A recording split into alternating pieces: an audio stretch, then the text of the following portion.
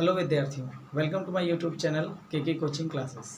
Dear students, हम लोग chemistry की सीरीज़ में लेसन नंबर 2 विलयन पढ़ रहे थे, लेकिन लेसन नंबर 1 सॉलिड स्टेट के कुछ टॉपिक्स छूट गए थे। तो वो जो टॉपिक हैं वो थोड़े से घुमाऊ टाइप के हैं, यानी कि डेरिवेशंस हैं, और उन डेरिवेशंस को आज हम लोग करेंगे। और मैं लेसन नंबर 2 स्टार्ट कर दिया था मैंने, मुझे याद नहीं रहा था और चूँकि समय भी नहीं मिल पाता है, तो आज मैं ध्यान किया, मैंने देखा टॉपिक को, तो पता चला कि मैंने पैकिंग एफिशिएंसी के अलावा और भी बहुत सारे टॉपिक्स हैं जो पहले लेसन में अभी छूट गए हैं, मैंने आपको नहीं पढ़ाया। तो चलो आज हम उन छूटे हुए टॉपिक्स को कवर करेंगे। आपने लेसन नंबर 1 में निबिड़ संकुलन तक पढ़ लिया था। निबिड़ संकुलन क्या होता है, ठीक है, और आपने जाना था कि चतुष्फलकीय रिक्त क्या होती है, अष्टफलकीय रिक्त क्या होती है। आज हम जानेंगे कि पैकिंग एफिशिएंसी क्या होता है, जिसे हम कहते हैं संकुलन क्षमता। तो आज का जो हमारा टॉपिक है वो है संकुलन क्षमता। संकुलन क्षमता जिसे हम कहते हैं पैकिंग एफिशिएंसी। पैकिंग एफिशिएंसी, तो आज हम पैकिंग एफिशिएंसी समझेंगे। देखिए, जैसे आप एक डब्बे में लड्डू रखते हैं, तो डब्बे में कुछ खाली स्थान बचता है और कुछ जगह घेर ली जाती है। तो जो डब्बा होता है उसके कुल आयतन का लड्डुओं द्वारा घेरा गया स्थान जो होता है उसे हम कहते हैं संकुलन क्षमता। उसी तरीके से क्रिस्टल में भी हमारे एटम्स होते हैं या मॉलिक्यूल्स होते हैं या फिर आयन होते हैं। तो किसी भी क्रिस्टल में मॉलिक्यूल्स, एटम्स और आयंस द्वारा घेरा गया जो स्थान होता है, उसका जो प्रतिशत होता है वो कहलाता है संकुलन क्षमता। क्षमता को हमेशा, इस संकुलन क्षमता को हमेशा परसेंटेज में लिखें, ठीक। तब आप जानते हो कि हमारे पास कुछ एकक कोष्ठिकाएँ होती हैं, क्रिस्टल में एकक कोष्ठिकाएँ होती हैं और एकक कोष्ठिकाओं में अवयवी कण स्थित होते हैं। तो हम सबसे पहले देखेंगे कि जो हमारी पहली वाली एकक कोष्ठिका थी, जिसे हम कहते हैं SCC, ठीक है, SCC, सरल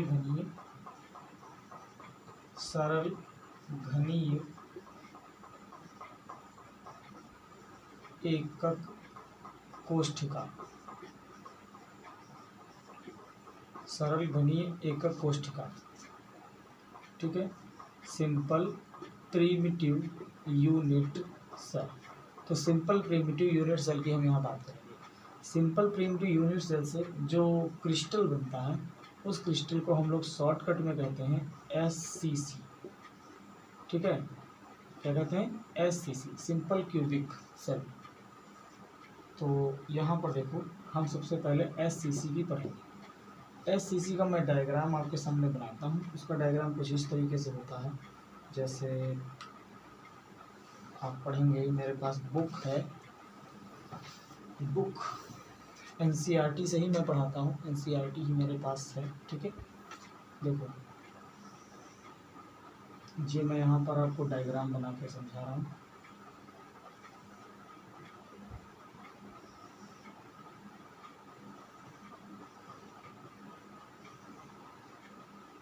ये हो गया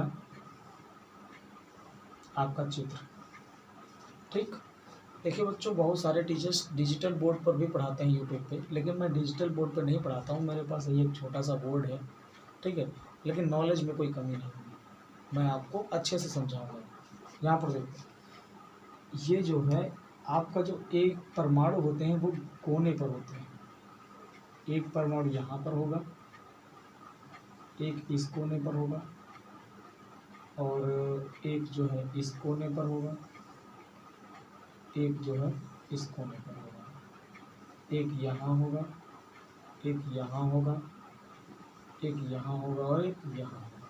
इस तरीके से 8 परमाणु होते हैं। टोटल कितने होते हैं? 8 होते हैं। लेकिन अगर देखा जाए तो कोष्ठिका के अंदर लगभग इसका 12% भाग होता है, 12.5%। इस वाले का इस वाले का कितना परसेंट भाग रहता है इसमें, 12.5% भाग अंदर रहता है, बाकी बाहर। इसका भी 12.5% अंदर रहता है, बाकी बाहर। इसका भी, इसका भी। तो अगर चारों का, इसका 12.5% मिला के हो गया 25%, उसका भी मिला के हो गया 25%, तो टोटल कितना हो गया 50%। यानी आधा गोला ऊपर है और आधा गोला नीचे है, ये सिस्टम चलेगा नीचे भी, तो 50% गोला नीचे। यानी कि अगर हम बात करें SCC की, तो SCC में एक ही गोला होता है भाई, 50% भाग ऊपर और 50% भाग नीचे। तो कुल मिला के हम कहते हैं कि एक जो हमारी एक सरल घनी एकक कोष्ठिका होती है उसमें परमाणुओं की संख्या 1 होती है। ठीक, समझ गए, परमाणुओं की संख्या 1 होती है। चलो उसके बाद में बात करेंगे। तो यहाँ पर देखिए कि ये वाले जो आप देख रहे हैं, ये वाले दोनों गोले, ये भी एक दूसरे को स्पर्श करते हैं। हालांकि यहाँ पर मैं नहीं बना पाया हूँ चित्र को, लेकिन मैं आपको यहाँ पर समझा देता हूँ कि ये डायग्राम रहता है इनका सिस्टम। ठीक, मैं इसको नाम दे देता हूँ A और इसका नाम दे देता हूँ B। तो ये भी आ जाएगा यहाँ पर A B। ठीक, हम घन की भुजा को मान लेते हैं A, घन की कोर को मैंने A मान लिया, यानी कि जो हमारी एकक कोष्ठिका है उसकी साइड को हम A मानेंगे, हमेशा A से ही मानेंगे। ठीक, ये जो हमारे गोले हैं जिन्हें हम परमाणु कहते हैं, इनको जिनकी जो त्रिज्या है वो R मान लेंगे, रेडियस R मान लेंगे। अगर ये वाली A है, इसके सामने वाली भी A होगी। अब यहाँ से अगर देखा जाए तो A है 2R के बराबर। A किसके बराबर है, A बराबर 2R। ठीक है, तो अब एक काम करते हैं कि R बराबर यहाँ से निकाल लेंगे, तो R बराबर हो जाए, चलो ना रखो, ऐसे ही रखो। ठीक है, अब संकुलन क्षमता का सूत्र लगा दो। संकुलन क्षमता बराबर होता है एक गोले का आयतन, एक गोले का आयतन। आप इसे देखिएगा संकुलन क्षमता, हाँ, NCERT बुक में आपको मिलेगी पेज नंबर 21 पर।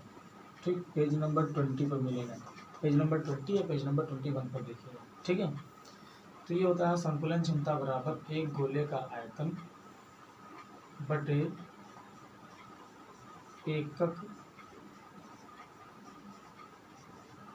एकक कोष्ठिका का आयतन गुणे में होता है 100।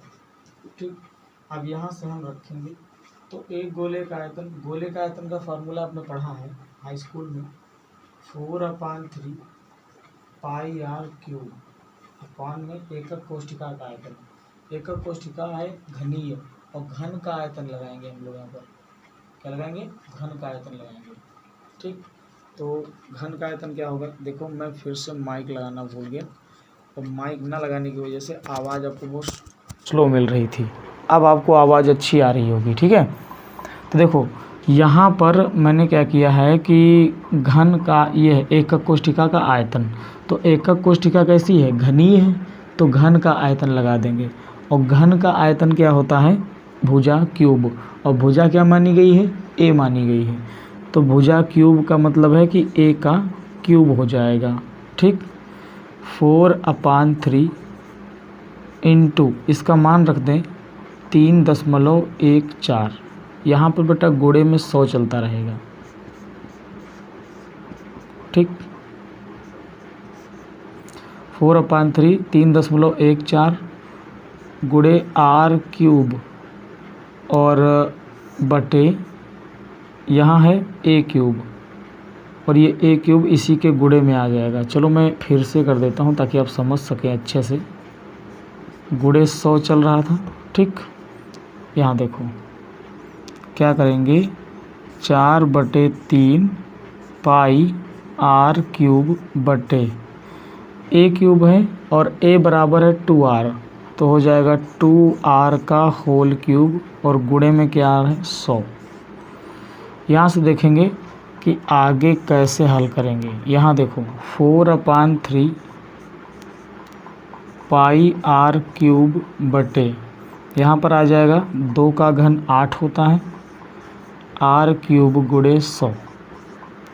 R क्यूब से R क्यूब कट जाएगा, इससे ये कट जाएगा, बचेगा 4/3 इंटू पाई का मान रखो 3.14 इंटू में 100 अपॉन में 8 आ जाएगा। ठीक, पॉइंट हटाया, डबल ज़ीरो बढ़ाया, 2 अंकों के बाद दशमलव था इसलिए। ठीक है, क्या होगा, ये 100 से 100 कट गया, 4 एकम 4, 4 दूनी 8, 2 एकम 2, यहाँ 157। तो हमें क्या करना है कि अगर पैकिंग एफिशिएंसी निकालें तो हम 157 को भाग करेंगे किससे, 3 से, क्योंकि नीचे 3 बचा है, ऊपर 157 बचा है। तो 3 पचे 15, कुछ नहीं बचा, 3 दूनी 6, 1 बचा 0.0, 3 त्रिका 9, 3 त्रिका 9। तो कुल मिलाकर हमें जो आंसर मिलेगा वो मिलेगा 52.33%। तो 3 को मैं लिख देता हूँ डायरेक्ट 4%। ठीक है, 52.4%।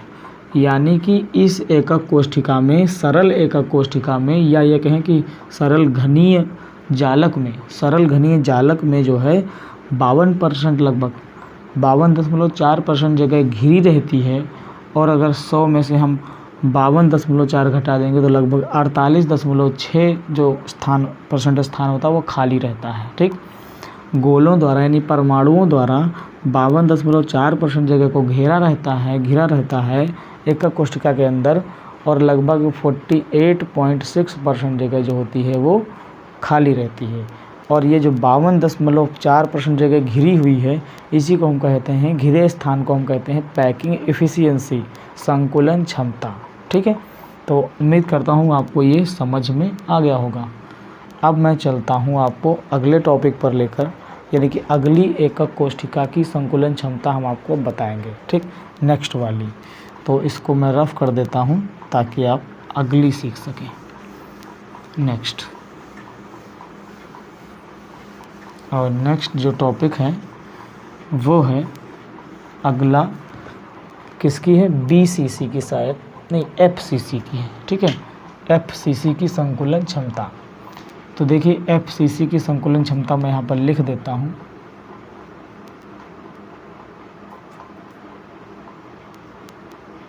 FCC यहाँ पर कर देंगे,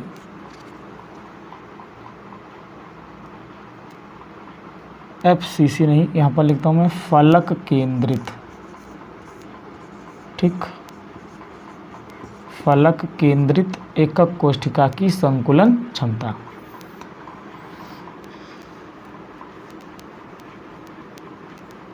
की संकुलन क्षमता। ठीक, FCC से जो जालक बनता है उसे हम कहते हैं कौन सा, CCC। ठीक है, या उसे CCP कहा जाता है। ठीक है, CCP, उससे जो जालक तैयार होता है उसे हम कहते हैं CCP। और हम लोग CCP जालक की आज संकुलन क्षमता चेक करेंगे, या यूँ कहें कि FCC जो यूनिट सेल होती है उसकी संकुलन क्षमता चेक करेंगे। FCC में क्या होता है कि यहाँ पर भी एक होता है,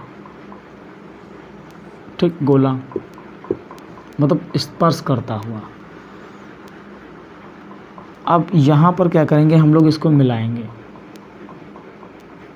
सपोज दैट इसको नहीं, प्रत्येक फलक पर होगा, यहाँ पर भी होगा, एक गोला यहाँ पर भी होगा, और एक गोला यहाँ पर भी होगा। एक गोला सामने फ्रंट पर होगा, एक गोला पीछे होगा। ठीक है, तो जो हमारी FCC होती है उसके फलकों पर भी एक एक परमाणु स्थित होता है, ये तो आप पढ़ चुके हो।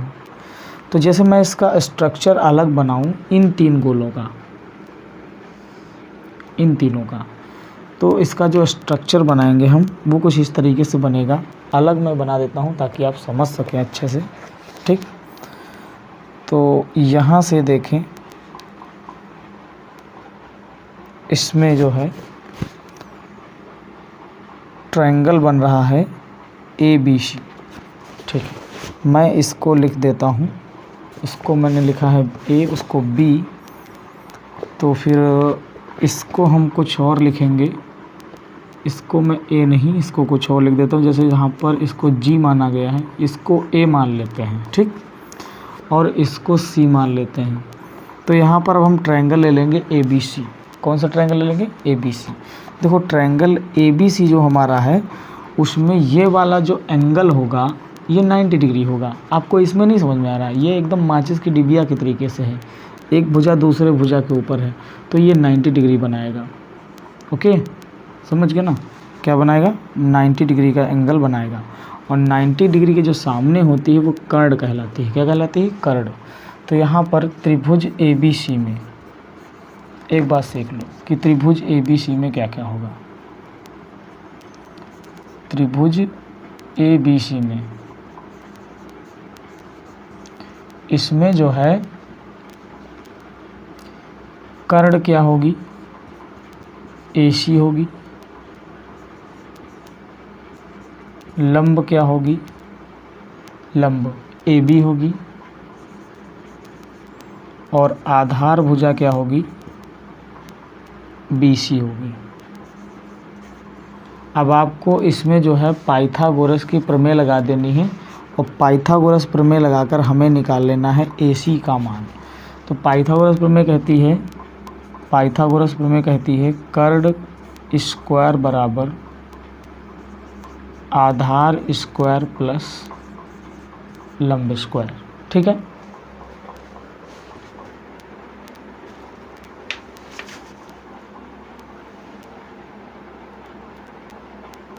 देख तो रहा है। खैर 16 मिनट वीडियो रिकॉर्ड हो चुका है, और मैं थोड़ा सा कैमरे को सही कर देता हूं क्योंकि बहुत ज़्यादा नीचे आ गया है ये। ठीक है, अब मुझे लग रहा है आपको सही दिख रहा होगा। चलिए आगे बात करते हैं कि क्या होगा। यहाँ पर देखो, कर्ण स्क्वायर बराबर आधार स्क्वायर प्लस लंब स्क्वायर। अब कर्ण की जगह पर हम क्या लिखेंगे? ए सी। तो आ जाएगा ए सी स्क्वायर बराबर, इसकी जगह हो जाएगा A B square plus B C square. ठीक, चाहो तो होल स्क्वायर लगाते चलो क्योंकि दोनों का होगा। अब यहाँ से देखो ए सी की हम बात करें तो ए सी में देखो 3 गोले ऐसे सेट हैं, ऐसे। तो ये जो भुजा हमारी है जिसको ए सी हमने नाम दिया है, ये कितनी लंबी होगी? यहाँ से यहाँ तक आर, यहाँ से यहाँ तक आर, यहाँ से यहाँ तक, ठीक है, यहाँ से यहाँ तक त्रिज्या आर, और यहाँ से यहाँ तक त्रिज्या आर। तो टोटल कितनी हो गई? 4r। तो यहाँ पर आप चाहें तो लिख सकते हैं 4r का होल स्क्वायर बराबर A B square. A B आपकी क्या है? भुजा है। ए बी होगी कोर किसकी? घन की, जो कि ए स्क्वायर होगा। बी सी भी घन की कोर होगी जो कि ए होगी, तो ए स्क्वायर हो जाएगा। यहाँ से देखेंगे तो आ जाएगा 16r स्क्वायर बराबर 4 चौके 16 होता है 2a स्क्वायर। यहाँ से अगर आप a का मान निकाल लीजिए तो a स्क्वायर बराबर 16r स्क्वायर बटे 2, 2 एकम 2 और 2 अट्ठी 16। तो यहाँ से आपका a स्क्वायर का जो मान आएगा वो आएगा 8r स्क्वायर, और अगर a का मान निकालेंगे तो आएगा 2√2r। ये किसका मान आ गया? a का मान आ गया। ठीक है, अब चलते हैं हम अपने आगे के पार्ट पर कि अब आगे हमें क्या करना है। अब आपको कुछ नहीं करना, सीधी बात, त्रिज्या पता हो गया a क्या है, a का मान पता हो गया, हम संकुलन क्षमता का फार्मूला लगा देंगे। तो मैं इसको यहाँ से मिटा देता हूँ क्योंकि आगे भी सवाल करने की थोड़ी सी जगह मिल जाएगी। संकुलन क्षमता छोटा छोटा मैं लिख रहा हूँ, आप लोग समझ लीजिएगा, जगह कम है। संकुलन क्षमता, एक सेकेंड, यहाँ से लिखते हैं संकुलन क्षमता। संकुलन क्षमता का सूत्र जानते हैं, एक गोले का आयतन बटे उस एकक कोष्ठिका का आयतन गुणे 100। तो अभी हम बात कर रहे हैं FCC की, हमने जब बात करी थी SCC की तो SCC में एक ही गोला होता था। ठीक है, तो एक ही गोले का आयतन लिखा गया था। यहाँ देखते हैं कि कितने गोले होंगे। यहाँ पर देखो कोनों पर स्थित होने वाला एक गोला और प्लस फलकों पर स्थित कुल 3 गोले। तो कितने गोले होते हैं? 4। तो यहाँ पर लिखेंगे 4 गुणे 4/3 पाई आर क्यूब। ये क्या है? 4 गोले होते हैं उसके अंदर, इसलिए 4 से गुणा कराया, और 1 गोले का आयतन बटे भुजा क्यूब। तो भुजा मतलब a क्यूब, और गुणे में कितना? 100। यहाँ से देखेंगे 16/3 और पाई आर क्यूब बटे a का मान कितना रखेंगे? a का मान है 2√2, तो 2√2 r का होल क्यूब हो जाएगा। इनटू में 100 चल रहा है। ठीक, अब इसको आप नोट कर लीजिए, स्क्रीनशॉट ले लीजिए, ताकि मैं इसको मिटा दूं, क्योंकि बोर्ड भर चुका है। इसको मैं मिटा देता हूं। ठीक,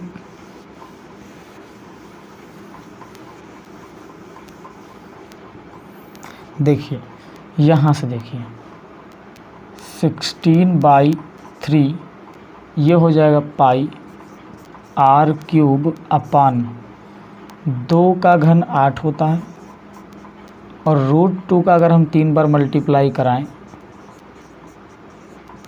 तो जानते हैं इसका 2 आ जाएगा और इसका √2 2√2 आएगा। ठीक है, तो 2√2 और आर क्यूब का आर क्यूब हो जाएगा गुणे में 100। अब आप क्या कर सकते हैं कि आर क्यूब से आर क्यूब काट सकते हैं।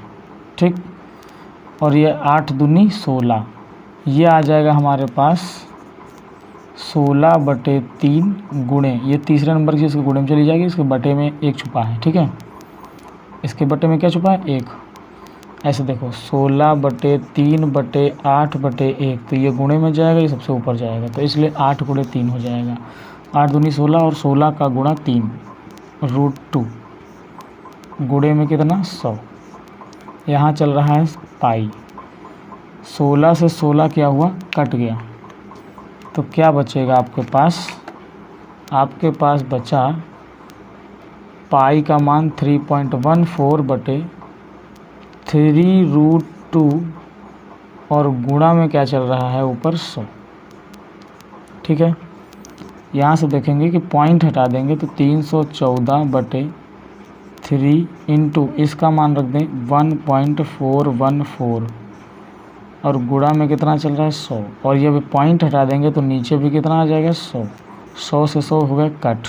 ठीक है, यहाँ से आपका क्या बचेगा देखते हैं, इधर बढ़ा देते थोड़ा सा, बचा वाला यहाँ लिख देता हूँ मैं। 314 ये बचा 3 चौके 12 के 2 हासिल आए 1, 3 1 कम 3, 3 1 4, 3 चौके 12 के 2 और 3 1 कम 3, 3 1 4। ठीक है, 3 चौके 12 के 2 मतलब वही 42। ठीक है, 4.242 आएगा। अब इसको जब आप सॉल्व कर लेंगे, ठीक है, जब इसको डिवाइड करेंगे, पॉइंट हटा के 0 बढ़ा के अच्छे से इसको सॉल्व करिएगा, तो ये बच्चा आएगा 74% के आसपास। कितना आएगा? 74%।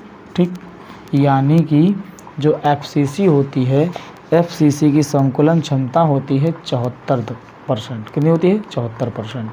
FCC में जो है 74% जो है गोलों से पूरा क्रिस्टल भरा रहता है, और लगभग 26% क्या होता है? खाली स्थान रहता है। ठीक है, तो आपको ये FCC की संकुलन क्षमता समझ में आ गई होगी।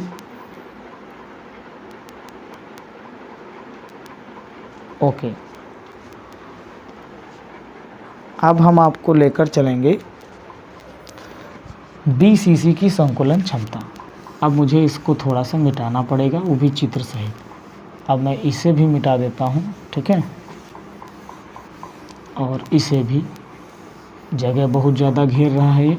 ठीक है, हम पढ़ रहे हैं संकुलन क्षमता, आप तो ये जानते ही हैं। और संकुलन क्षमता में जो हमारा टॉपिक चलेगा वो अब चलेगा BCC की संकुलन क्षमता। BCC यानी बॉडी सेंटर्ड। ठीक है, तो बॉडी के बीच में भी एक होता है।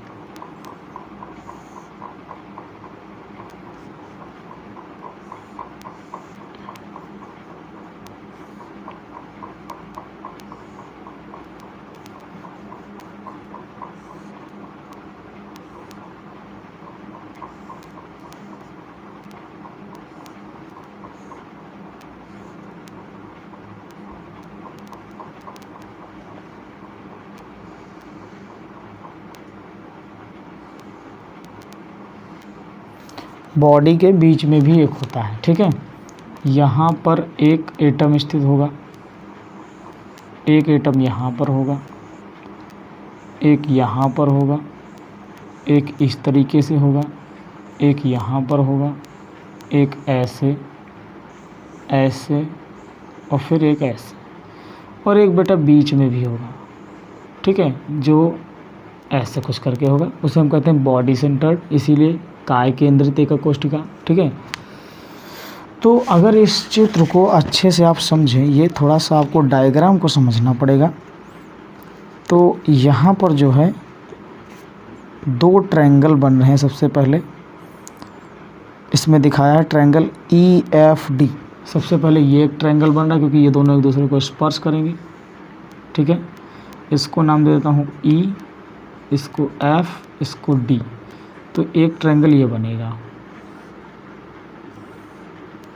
ठीक। यहाँ पर गोला, यहाँ पर गोला और एक गोला यहाँ पर। इसका नाम है E, इसका F नाम है, E नाम है इसका, ठीक है। E, इसका नाम है F, इसका नाम है D। तो होगा ट्रायंगल EFD।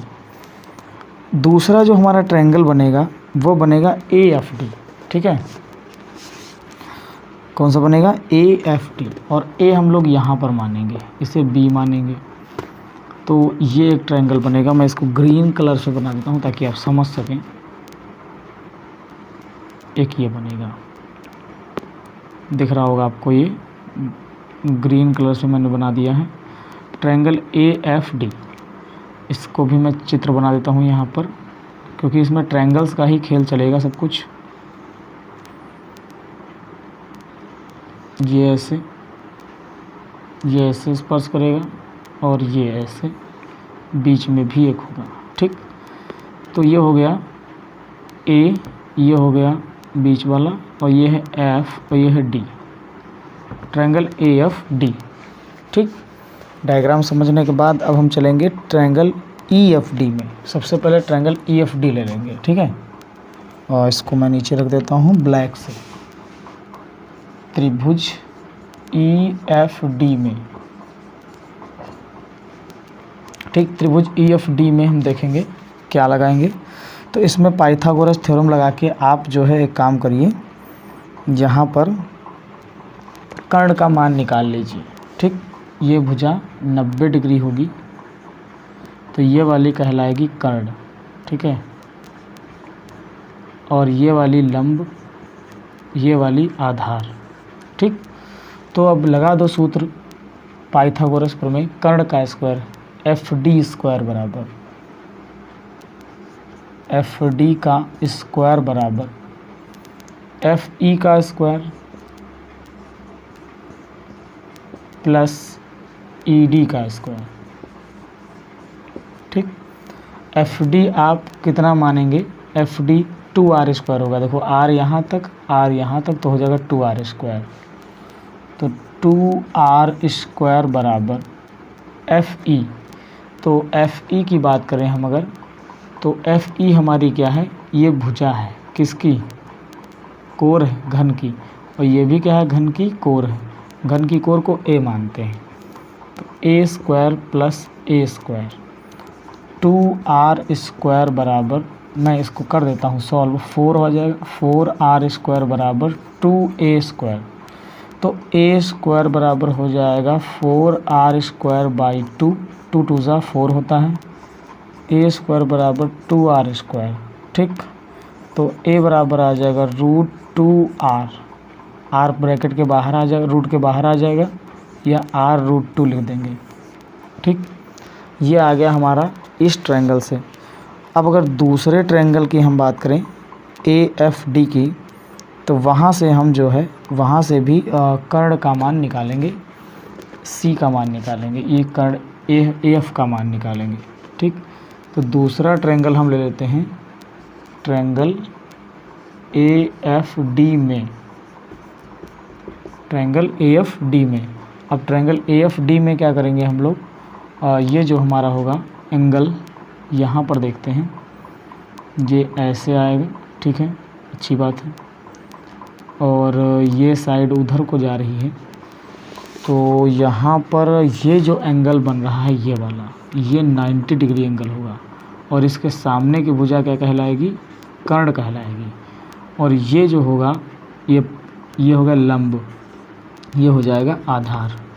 अब यहाँ भी वही करो, कर्ण स्क्वायर बराबर आधार स्क्वायर प्लस लंब स्क्वायर। कर्ण क्या है, AF, तो हो जाएगा AF का स्क्वायर बराबर लंब हो जाएगा, चाहे आधार पहले लिख दो, आधार क्या है AD का स्क्वायर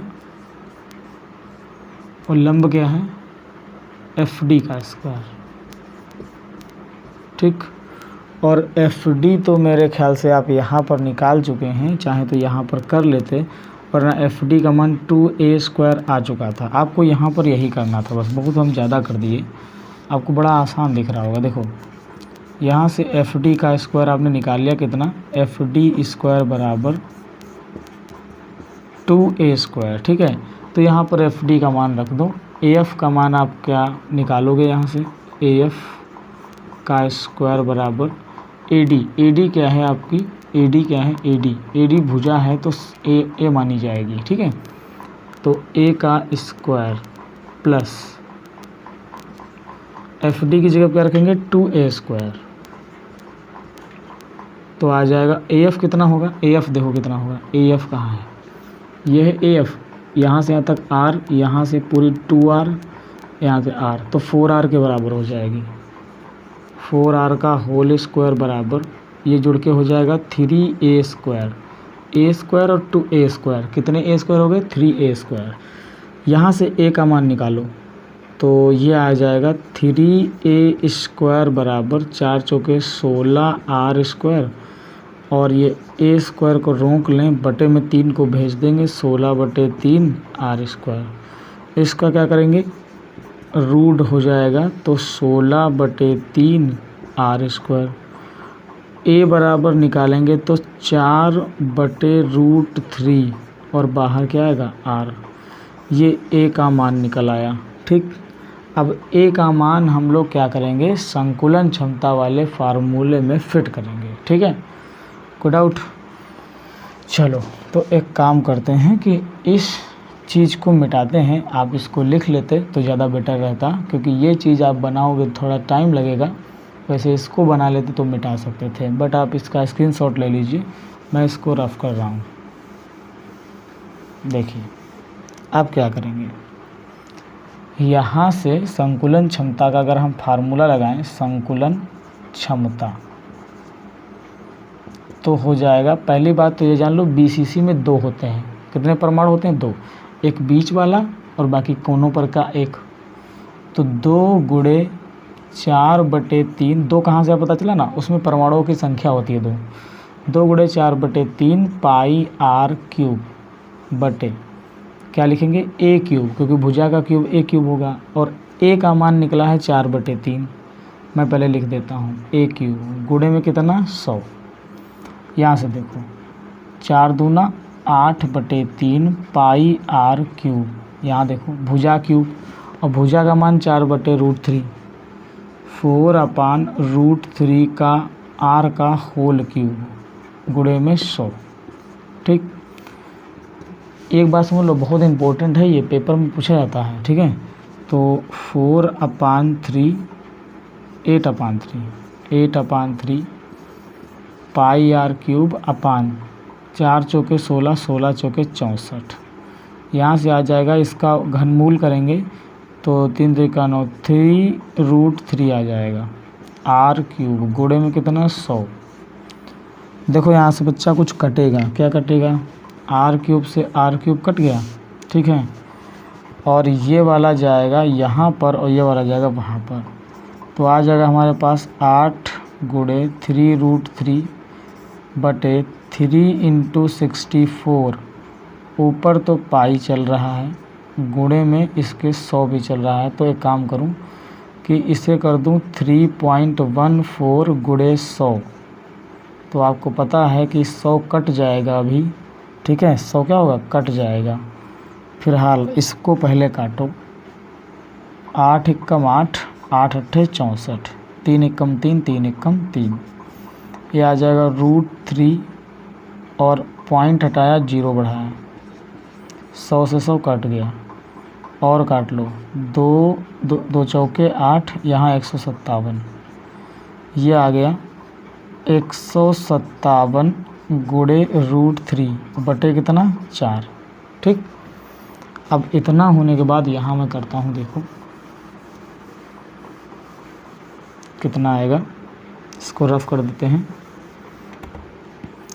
हमारे पास जो पैकिंग एफिशिएंसी आई वो क्या आई, 157 गुणे √3 अपान में 4, 157 गुणे, इसका मान रख लो 1.732 बटे 4, इसका गुणा करेंगे और 4 से भाग करेंगे तो ये टोटल आ जाएगा लगभग 67.7%। ठीक है, और यानी 67.7% को हम लोग जो है ऐसे आएगा, हम इसको लगभग 68% लिख सकते हैं। कितना, 68%। ठीक, तो यानी कि जो हमारी BCC होती है उसमें 68% जो उसका पार्ट होता है वो भरा रहता है एटम्स, मॉलिक्यूल्स या आयंस के ज़रिए, और लगभग जो है 32% एरिया खाली स्थान रहता है। ठीक, तो आपने आज के इस टॉपिक में सीखा कि पैकिंग एफिशिएंसी क्या होती है। Packing efficiency of unit cell आपने तीनों सीख लिए। ठीक, अब यहाँ पर है कि एक छोटा सा टॉपिक है, एकक कोष्ठिका में विमा संबंधी गणनाएं। तो एकक कोष्ठिका में विमा संबंधी गणनाओं की हम जो बात करेंगे वो आपको हम कल बात करेंगे। ठीक है, आज के वीडियो में हम इतना ही रखते हैं, वरना वीडियो काफ़ी लंबा हो जाएगा। और ये टॉपिक आप क्लियर कर लीजिएगा क्योंकि ये टॉपिक पेपर में पूछे जाते हैं। ठीक है, मिलेंगे आपको अगले वीडियो में, तब तक के लिए नमस्कार।